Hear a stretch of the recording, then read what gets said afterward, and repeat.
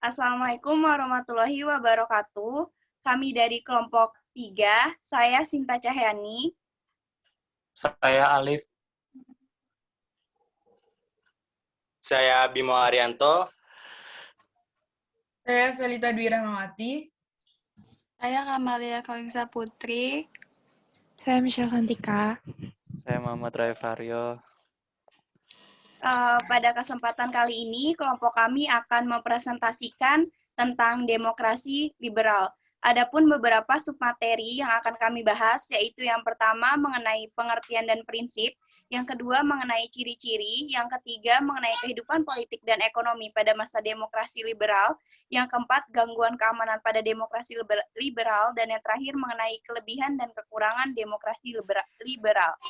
Langsung saja ke materi yang pertama, yaitu mengenai pengertian demokrasi liberal.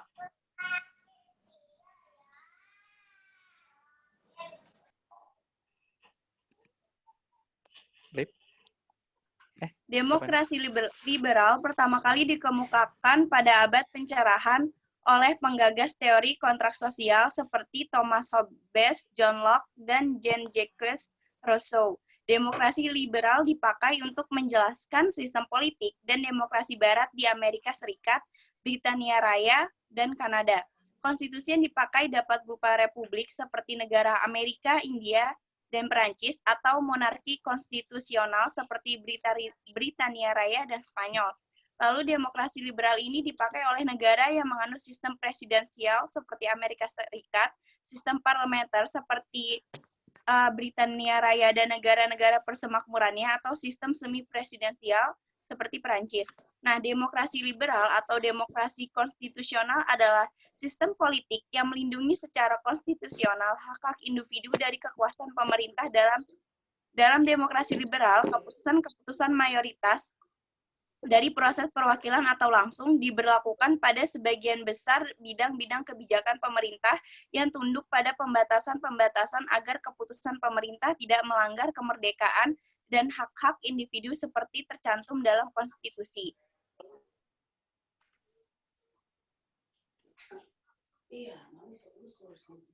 Lalu selanjutnya mengenai prinsip demokrasi liberal. Prinsip demokrasi liberal ini dibagi menjadi dua, yakni yang pertama, menerapkan kebebasan individu dengan membatasi pemerintah. Nah, cara-cara pemerintah yang baik membatasi kekuasaan pemerintahan. Prinsip demokrasi satu ini memiliki konsep-konsep yang memisahkan kekuasaan, seperti pemisahan kekuasaan, kedaulatan, konstitusionalisme, kewarganegaraan, dan aturan hukum. Warga negara berhak memeriksa pemerintah, karena pemerintahan yang baik memastikan bahwa kekuasaannya dibuat untuk sepenuhnya bertanggung jawab kepada rakyat. Prinsip dari sistemnya adalah semua berdasarkan suara rakyat. Pemerintahan yang baik memiliki suara prinsip rakyat dengan menegakkan pemerintahan perwakilan, mempertahankan hak suara demokratis, dan menciptakan masyarakat yang demokratis. Lalu prinsip yang kedua ialah demokrasi liberal juga memunculkan hadirnya kontrak sosial yang memberikan hak kepada warga negara untuk membentuk sebuah lembaga negara yang memiliki sikap adil dan juga moderat. Sistem dari demokrasi yang liberal ini juga menganut masyarakat pasar bebas. Nah, pasar bebas ini sendiri adalah sistem ekonomi yang didasarkan pada penawaran dan permintaan dengan sedikit atau tanpa kendali pemerintah.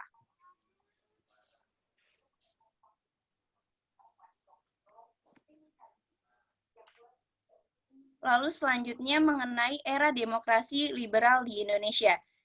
Era demokrasi liberal di Indonesia berlangsung sejak tahun 1950 sampai dengan 1959, yang dikenal pula dengan era demokrasi parlementer, adalah era ketika Presiden Soekarno memerintah menggunakan konstitusi Undang-Undang Dasar Sementara Republik Indonesia tahun 1950. Periode ini berlangsung dari 17 Agustus 1950, sejak pembubaran Republik Indonesia Serikat, sampai 5 Juli 1959, yakni dengan dikeluarkannya dekret Presiden. Pada masa ini terjadi sejumlah peristiwa penting seperti Konferensi Asia Afrika di Bandung, pemilihan umum pertama di Indonesia, dan pemilihan konstituante, serta periode ketidakstabilan politik yang berkepanjangan dengan tidak ada kabinet yang bertahan selama 2 tahun. Selanjutnya, materi akan dilanjutkan oleh rekan saya. Terima kasih.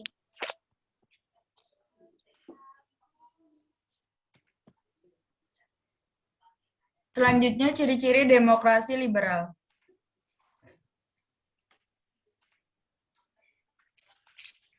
Adapun pokok pembicaraan dari demokrasi liberal ciri-ciri ini, untuk beberapa negara memiliki ciri-ciri sendiri. Namun, secara umum, demokrasi liberal ini ciri-cirinya yang pertama yaitu agama adalah urusan masing-masing. Maksud agama adalah urusan masing-masing dalam negara yang menganut paham demokrasi liberal, menguruskan masing-masing secara pribadi mengenai agama yang dianut oleh setiap masyarakatnya. Demokrasi liberal meyakini bahwa agama atau kepercayaan seseorang yang mengatur hubungannya dengan Tuhan, sehingga hanya orang tersebutlah yang berhak mengatur dan mengetahuinya.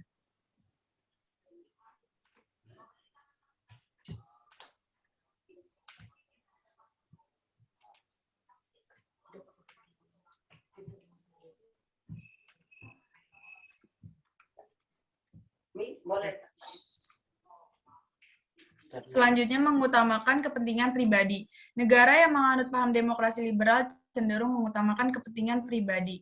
Seperti yang diketahui, negara yang menganut paham demokrasi liberal mempunyai masyarakat yang sangat individualis ke dalam kehidupan sehari-harinya. Namun perlu kita ketahui, walaupun masyarakat di negara yang menganut paham ini mengutamakan kepentingan pribadi, masyarakat di negara tersebut memiliki rasa kemanusiaan yang tinggi untuk diterapkan dalam kehidupan mereka. Selanjutnya, mengutamakan hak asasi yang berkaitan dengan kebebasan. Negara yang menganut paham demokrasi ini mengutamakan hak asasi manusia yang berkaitan dengan kebebasan individu. Liberal merupakan suatu ideologi yang mendasarkan pada suatu pemahaman tinggi kebebasan. Pengutamaan hak asasi yang berkaitan dengan kebebasan merupakan ciri-ciri yang dirancang oleh negara guna mewujudkan masyarakat yang bebas dalam segala hal. Kebebasan yang dijunjung oleh negara bukanlah kebebasan yang mempunyai arti semaunya sendiri, melainkan kebebasan dengan rasa tanggung jawab.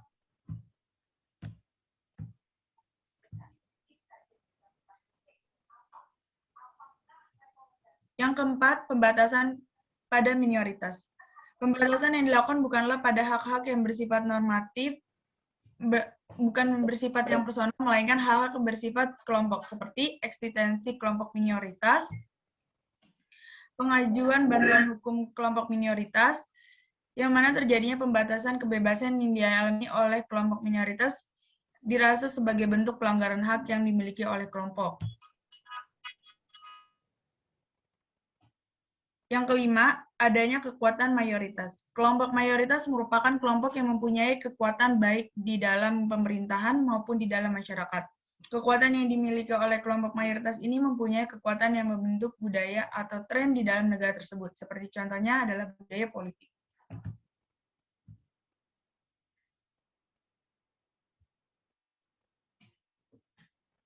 Enam, pemerintahan yang tidak dapat diganggu-gugat. Pemerintahan yang tidak dapat diganggu-gugat oleh siapapun, seperti negara yang menganut paham demokrasi memiliki pemerintahan yang mantap dan stabil. Pemerintah menjalankan sistem pemerintahan tertentu tidak dapat diintervensi oleh pihak manapun. Dalam negara menganut paham liberal, kebijakan yang ditetapkan oleh pemerintah harus dilaksanakan oleh semua pihak tanpa terkecuali. Seseorang atau kelompok dapat dianggap menentang pemerintah jika menjalankan atau melanggar kebijakan yang telah ditetapkan. Selanjutnya akan dijelaskan oleh rekan saya. Oke, baik. Kondisi politik dan ekonomi di masa demokrasi liberal.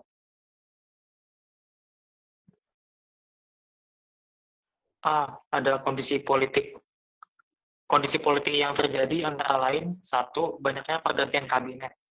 Keadaan politik pada masa demokrasi liberal, pertama, dan yang paling mudah dilihat adalah adanya banyak pergantian kabinet selama masa demokrasi liberal dari tahun 1950 sampai 1959. Kabinet menjadi bagian dari sistem pemerintahan parlementer yang ditetapkan selama masa demokrasi liberal. Ada 7 kabinet yang pernah terbentuk. Seringnya berganti kabinet menjadikan strategi pemerintahan dan tujuan demokrasi liberal tidak berjalan dengan baik karena setiap kabinet memiliki pemikiran tersendiri.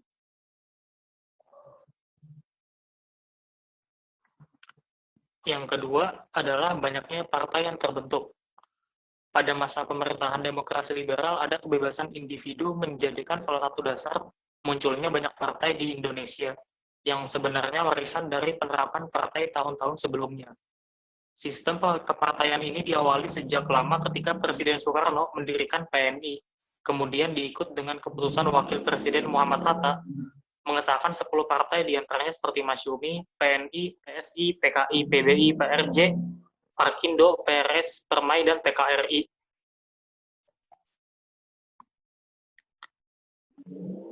Yang ketiga yang terjadi adalah pemilu 1955. Pada saat penerapan demokrasi liberal di Indonesia, salah satu yang paling mencolok terkait keadaan politik pada masa itu ialah pelaksanaan pemilu 1955, yang banyak dikatakan sukses. Pemilu 1955 dilaksanakan untuk memilih anggota DPR dan anggota konstituante yang berlangsung dalam 2 tahapan.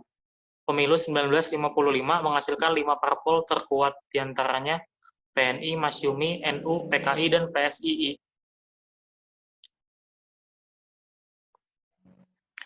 Yang keempat, ada kegagalan konstituante. Keadaan politik yang terlibat dalam masa demokrasi liberal adalah terjadinya banyak gesekan antara partai yang memiliki kepentingan masing-masing. Kondisi gesekan antara partai tersebut menjadi salah satu alasan kegagalan konstituante dalam tugasnya.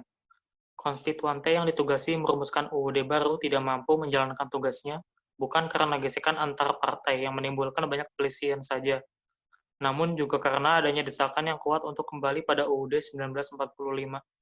Konstituante akhirnya dibubarkan tahun 1959 melalui dekret Presiden Soekarno pada saat itu.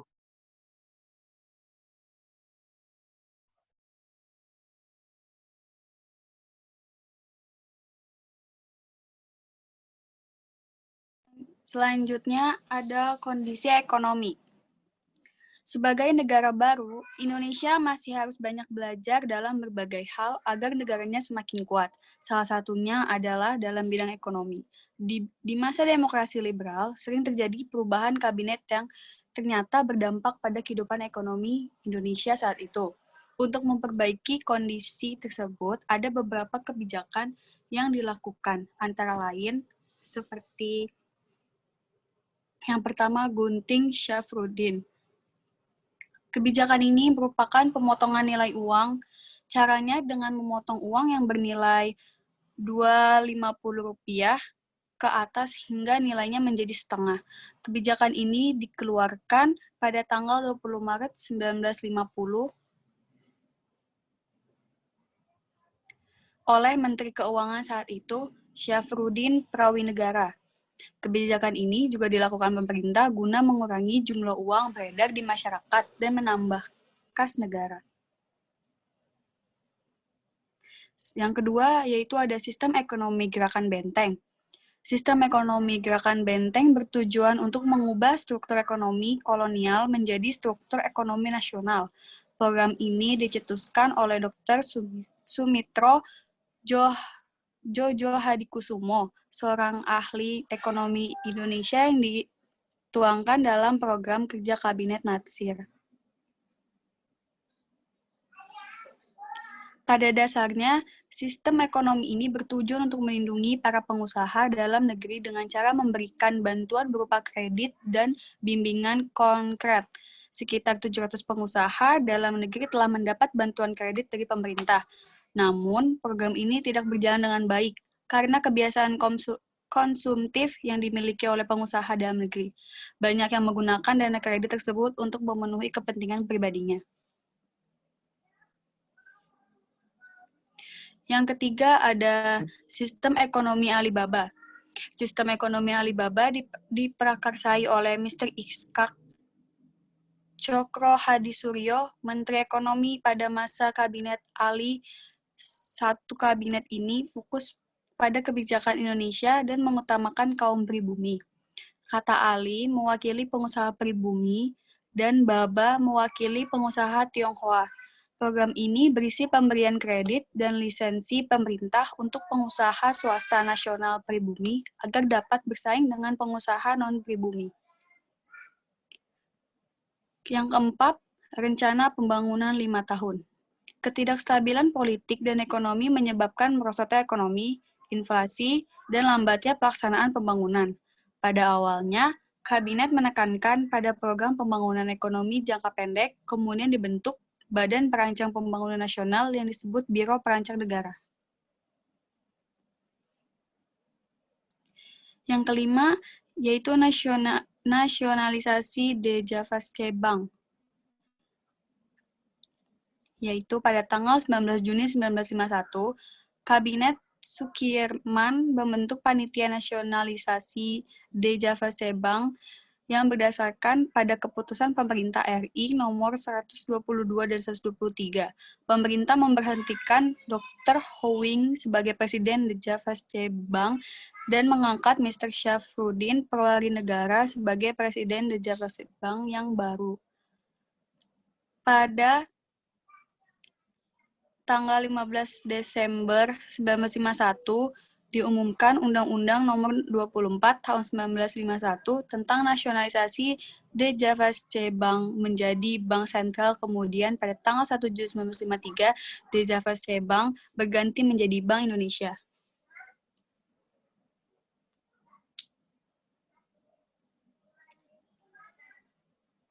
Selanjutnya akan dijelaskan oleh rekan. Oke, selanjutnya kita masuk ke gangguan keamanan pada masa demokrasi liberal.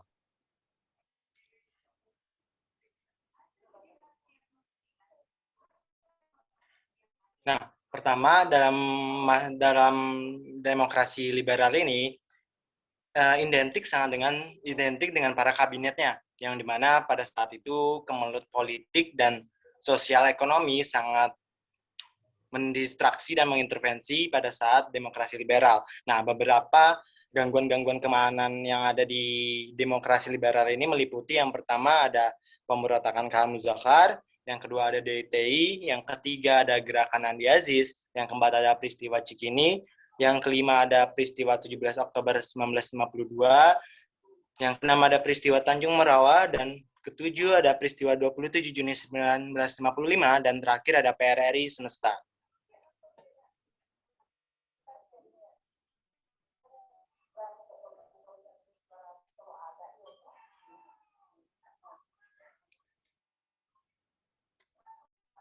Pertama ada K.H. Muzakar. Nah, pada mulanya Abdul K.H. Muzakar ini adalah seorang bagian dari TNI APRIS. Nah, APRIS sendiri itu adalah gabungan dari tentara TNI dan ex-Kenil pada saat kita telah menyudahi demokrasi serikat pada saat itu.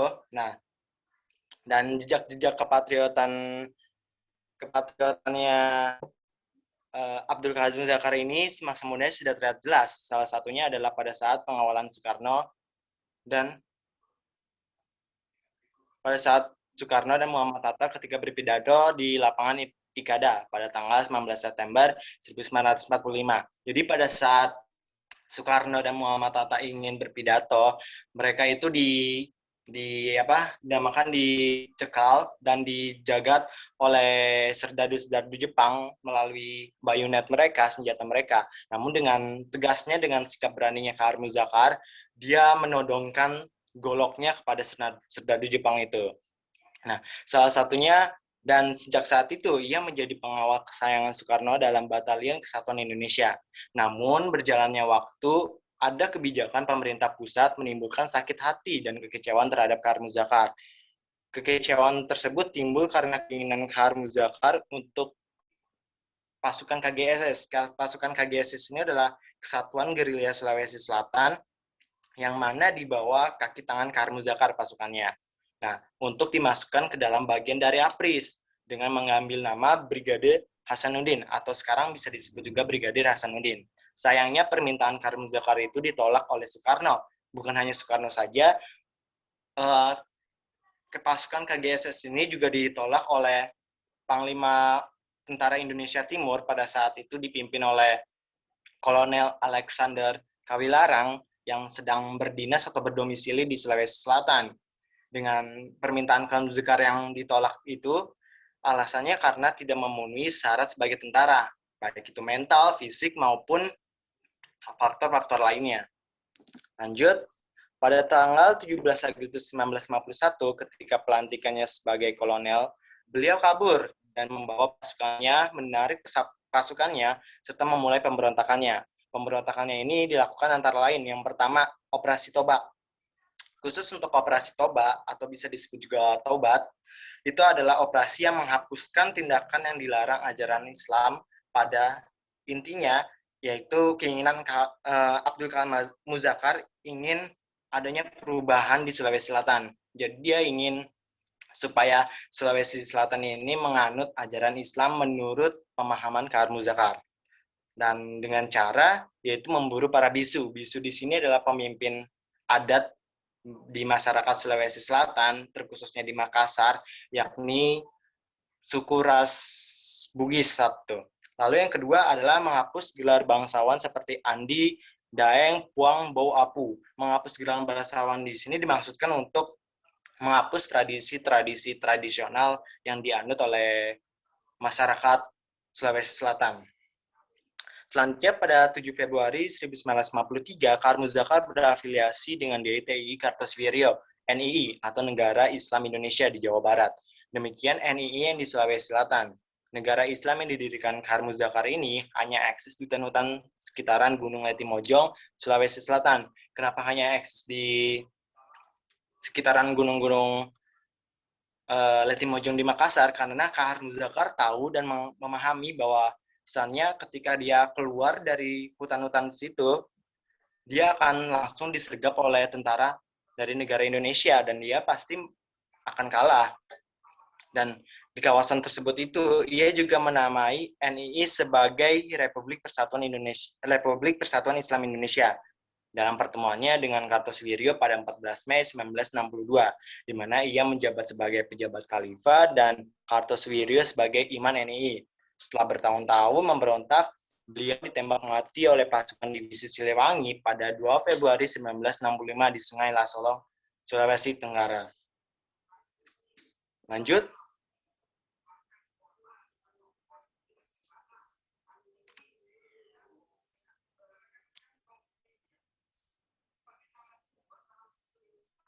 Lanjut ada DITI, Darul Islam atau Tentara Islam Indonesia. DITI ini merupakan sebuah kelompok Islamis yang bertujuan mendirikan negara Islam di Indonesia. Berawal dari Laskar Hizbullah Fisabilillah yang dipimpin oleh Sekar Maji Marijan Kartosuwiryo pada tahun 1942. Laskar Hizbullah ini adalah pusat pelatihan gerilya yang dipimpin oleh Kartosuwiryo yang digunakan pada dasarnya itu untuk melawan Jepang. Namun karena Jepang sudah menyerah pada Sekutu pada tahun 1945, akhirnya Laskar ini berganti tujuannya untuk menyerang Belanda dan Republik Indonesia. Pada tahun 1950 juga, Gerakan Kesatuan Rakyat dan Tertindas KRYT di Kalimantan Selatan di bawah kepemimpinan Ibnu Hajar menggabungkan diri ke dalam DITI. Lalu Ibnu Hajar diikuti oleh Amir Fattah di Jawa Tengah juga pada tahun 1950, dan Abdul Kalam Muzakkar di Sulawesi Selatan pada tahun 1951 dan Daud Bere di Aceh pada tahun 1953. Nah, terkhususnya untuk DITI Jawa Barat, itu sebab khususnya adalah pemerintah Republik Indonesia menandatangani perjanjian Renville yang mengharuskan Republik Indonesia mengosongkan wilayah Jawa Barat dan pindah ke Jawa Tengah atau Yogyakarta. Oleh sebab itulah Kartosuwiryo menolak hal ini, dianggap karena pengkhianatan Republik Indonesia terhadap wilayah Jawa Barat beserta masyarakatnya. Padahal ini adalah siasat Kartosuwiryo untuk Jabar supaya dikosongkan biar mereka bisa leluasa untuk bergelirnya melawan pemerintahan. Sebab umumnya adalah kekosongan kekuasaan di Jawa Barat hingga akhirnya Kartosuwiryo lah yang mengambil alih dan rasa tidak puas akan perjanjian yang mengharuskan Republik Indonesia melepas Jawa Barat secara de facto menurut kekuasaan Belanda saat itu. Tujuan pemberontakannya ini selama DITI, yang pertama mendirikan negara Islam yang terlepas dari negara Indonesia sendiri dan yang menjadikan syariat dan sunnah Islam sebagai dasar negara. Darul Islam DITI ini sendiri sebagai respon negatif yang diberikan Kartosuwiryo atas dasarnya perjanjian Renville pada tanggal 8 8 Juni 1949 antara pemerintah Indonesia dan pihak Belanda. Kesepakatan ini mengharuskan TNI menarik diri dari Jawa Barat, dan hal ini ditolak oleh Kartosuwiryo dan pasukannya, yang kemudian membentuk Gerakan Darul Islam dengan pasukan yang berganti nama menjadi TNI Tentara Islam Indonesia. Next.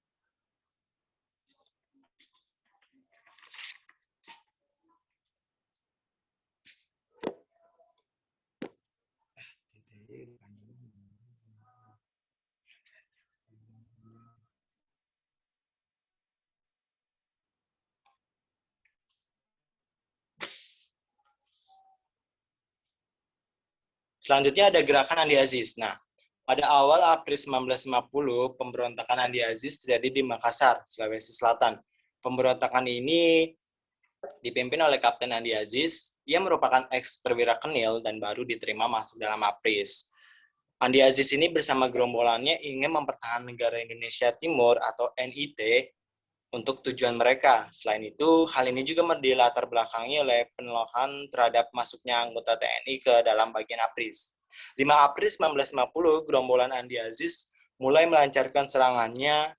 Mereka menyerang serta menduduki tempat-tempat penting di Makassar. Tempat penting-penting itu seperti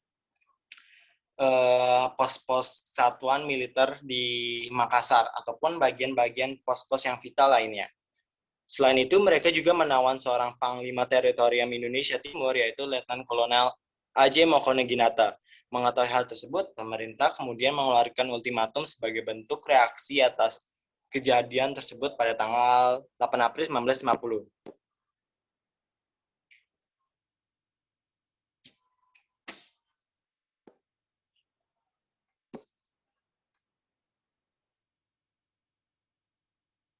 Namun, ultimatum tersebut tidak diharapkan oleh Andi Aziz. Maka pemerintah langsung bereaksi dengan mengirim pasukan-pasukan ekspedisinya. Pasukan ekspedisi ini mendarat di Makassar pada tanggal 26 April 1950 di bawah pimpinan Kolonel Alex Kawilarang. Dan saat itu terjadilah pertempuran dan dalam penumpasan gerombolan Andi Aziz. Beberapa bulan kemudian, tepatnya pada 5 Agustus 1950, pasukan Andi Aziz secara tiba-tiba mengepung markas staf Brigade 10 Garuda Mataram di Makassar. Pengepungan itu tidak berlangsung lama karena pasukan TNI berhasil memukul mundur pasukan Andi Aziz. Bertempur selama 2 hari, Kenil dan pasukan pendukung Andi Aziz meminta berunding dengan TNI. Pada 8 Agustus 1950 terjadilah perundingan yang menghasilkan pertama penghentian tembak-menembak, yang kedua, Kenil diwajibkan meninggalkan Makassar, yang ketiga, Andi Aziz ditangkap dan diadili pada tahun 1953 di Pengadilan Militer Yogyakarta dan dijatuhi hukuman 15 tahun penjara.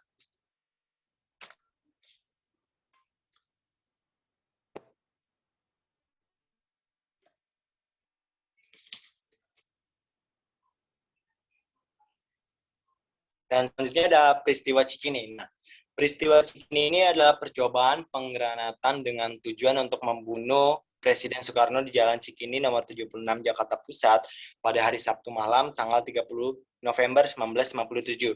Jadi peristiwa Cikini ini adalah suatu peristiwa ketika Soekarno dan keluarganya itu mendatangi sebuah acara Universitas Cikini pada saat itu. Penggranatan ini dilakukan oleh aktivis GPII, Gerakan Pemuda Islam Indonesia, yang bernada anti komunis, pimpinan Kolonel Zulkifli Lubis. Gerakan tersebut bukan merupakan tindakan kriminal biasa, melainkan kebencian politik anggota GAK, Gerakan Anti Komunis, kepada Soekarno yang saat itu memberikan hak hidup dan peluang PKI untuk mendominasi kekuatan sosial dan politik di Indonesia yang sudah menghadirkan eksistensinya. Karena usaha-usaha legal ternyata tidak berhasil, maka tindakan kekerasan menjadi alat yang dianggap ampuh. Nah, menurut Yusuf Ismail, Tafrin Hosain, Muhammad Tasfin Abu Bakar, dan Sa'adon Muhammad, mereka lah sebagai pelaku utama peristiwa Cikini, yang mana pemuda Islam dari anggota GPII ini sangat menentang keras komunisme. Sebagai anggota GPII, mereka telah dipengaruhi oleh DITI. Dan menurut pengakuan mereka dalam persidangan pengadilan, tujuan penggranatan tersebut bukan dimaksudkan untuk membunuh Soekarno, melainkan ingin memaksa pemerintah agar mengubah haluan politik negara yang ketika itu sangat menguntungkan posisi maupun strategis politik PKI. Para pelaku utama peristiwa Cikini menganggap Soekarno telah mengkhianati pandangan hidup dan tata pergaulan bangsa Indonesia dengan cara menghalang-halangi perkembangan agama Islam, namun terdapati mengarah pada haluan komunisme saat itu. Selanjutnya.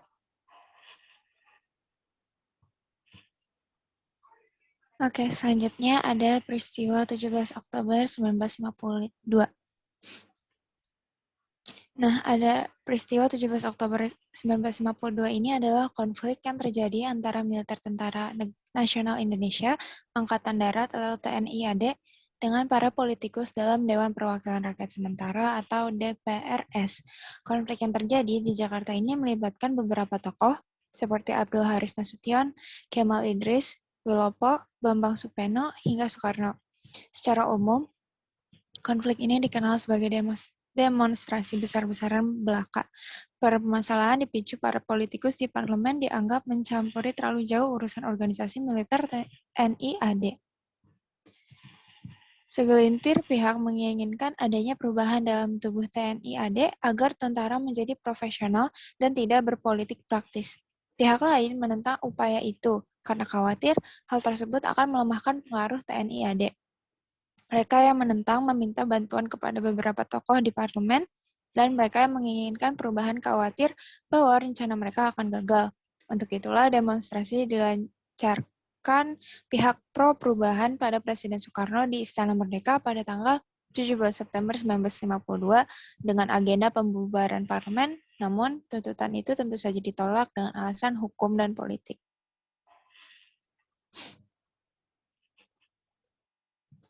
Selanjutnya, ada peristiwa Tanjung Morawa. Peristiwa Tanjung Morawa adalah sebuah tragedi berdarah yang terjadi di masa Indonesia era demokrasi liberal, tepatnya pada masa Kabinet Wilopo. Peristiwa ini berlangsung pada tanggal 17 Oktober 1953 di Desa Perdamaian, Kecamatan Tanjung Morawa, Kabupaten Deli Serdang, Provinsi Sumatera Utara. Konflik yang terjadi dalam peristiwa ini adalah konflik seputar isu pertanahan, sentimen SARA atau suku agama ras dan antar etnis, beserta hubungan industrial atau perburuhan. Kejadian Tanjung Morawa ini bermula saat pemerintah ingin mendirikan sawah percontohan bagi masyarakat di tempat yang dahulu merupakan perkebunan tembakau. Namun tempat tersebut telah diduduki penggarap liar dan ditenggarai terdapat penduduk asing. Upaya pemindahan warga yang sudah ada di situ menghadapi permasalahan karena terdapat penolakan yang dibantu oleh organisasi seperti Barisan Tani Indonesia atau BTI hingga Partai Komunis Indonesia atau PKI. Pada akhirnya, upaya harus menempuh jalan paksa dan hal itu berujung pada kontak fisik antar pihak yang berseteru. Korban jiwa dan korban terluka dari tragedi tersebut menyebabkan Kabinet Wilopo kehilangan dukungan dalam parlemen dan kehilangan mandat kekuasaannya sebagai pemerintah. Selanjutnya, ada peristiwa 27 Juni 1955. Peristiwa ini merupakan lanjutan peristiwa sebelumnya karena dianggap bahwa pemerintah belum mampu menyelesaikan persoalan tersebut. Bambang Sugeng mengundurkan diri dari jabatannya, sementara belum terpilih KSAD yang baru. Pimpinan KSAD dipegang oleh wakil KSAD yaitu Kolonel Zulkifli Lubis.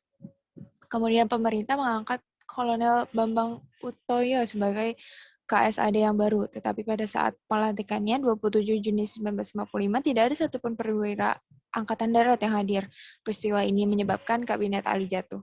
Kemudian pada masa Kabinet Burhanuddin Harahap, bekas KSAD yang lama yaitu Kolonel A.H. Nasution kembali diangkat menjadi KSAD pada 7 November 1955.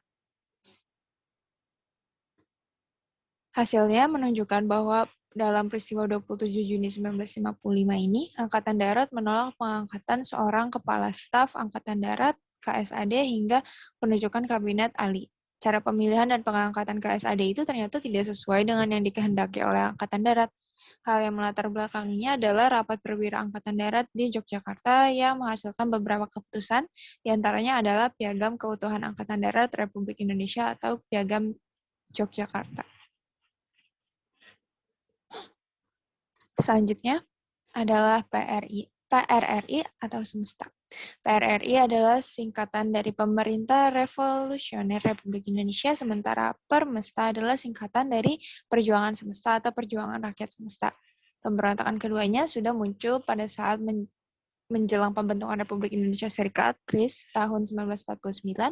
Akar masalahnya yaitu saat pembentukan RIS tahun 1949 bersamaan dengan dikerucutkan divisi Banteng hingga hanya menyisakan satu brigade saja. Kemudian, brigade tersebut diperkecil menjadi Resimen Infanteri 4TT IBB. Kejadian itu membuat para perwira dan prajurit divisi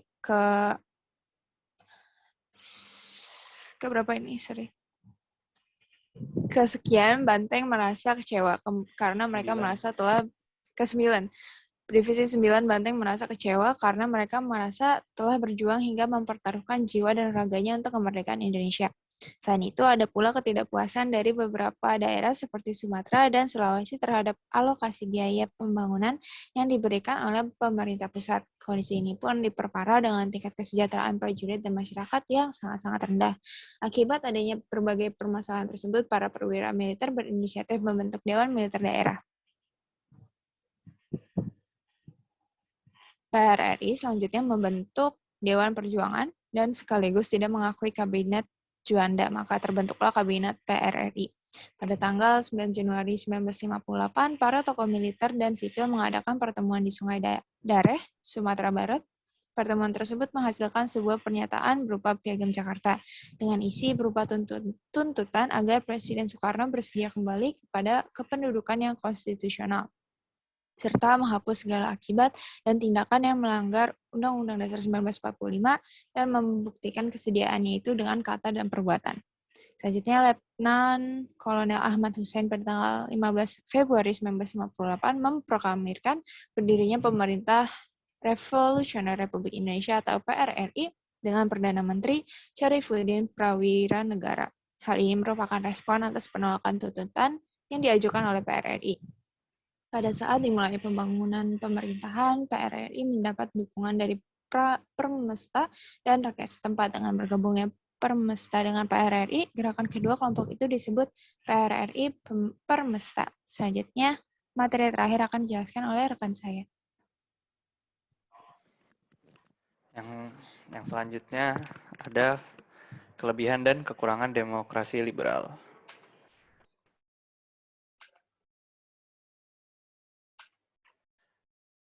Yang pertama ada kelebihannya. Itu yang pertama adanya kebebasan yang tinggi bagi para individu. Yang kedua tingginya pendapatan para penduduk. Yang ketiga tidak disalahgunakan pemerintah kekuasaan.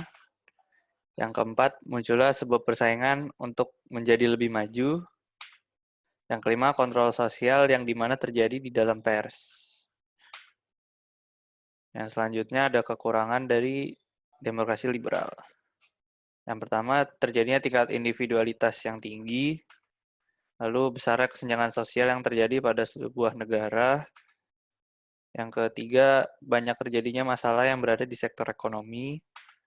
Yang keempat, kebebasan yang dimana dimiliki oleh pers kemudian sering disalahartikan. Dan yang terakhir adalah konflik agama dan suku menjadi sangat tinggi. Udah? Sekian presentasi dari kelompok kami. Kurang lebihnya mohon maaf. Wassalamualaikum warahmatullahi wabarakatuh. Waalaikumsalam warahmatullahi wabarakatuh.